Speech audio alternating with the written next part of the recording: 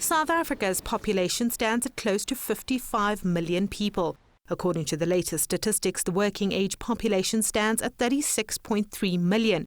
But only 16 million people are employed, while 5.2 million people remain unemployed, the majority of which are young people. Overall unemployment stands at 24.5%. Young people between the ages of 15 and 35 make up 55% of South Africa's entire labour force, but youth unemployment is at a staggering 36.9%, with close to 13.5 million young people without jobs. Black Africans make up the largest portion of unemployed youth in the country, and young African females remain the most vulnerable in the labour market, with an unemployment rate of 40%.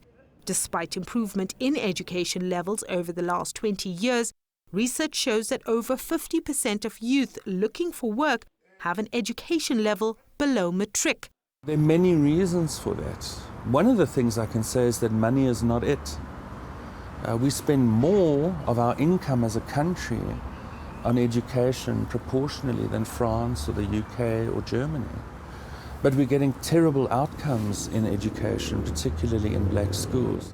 Teenage pregnancy, HIV and AIDS, and poverty are the other main contributors to this problem. Overall, most young people lack skills and experience to find a position in the labour market.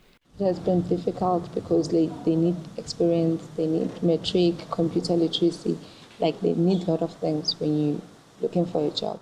It's very difficult because when you apply to the companies, they want they want people who have experience for a certain position that you have applied.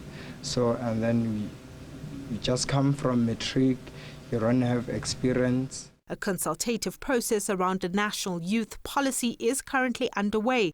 The policy is geared towards prioritizing education, health, economic participation, and social cohesion of young people. Some projects have already been implemented, but have yet to yield any results. The Jobs Fund has, except for some really notable cases, been totally ineffective. They cannot even spend the money they have. They don't even have that infrastructure. The same thing is true with the employment tax incentive, what was called the youth wage subsidy. Very few jobs have been created, maybe 120,000 in total at best. South Africa ranks third in the world in terms of youth unemployment, trailing behind Spain and Greece.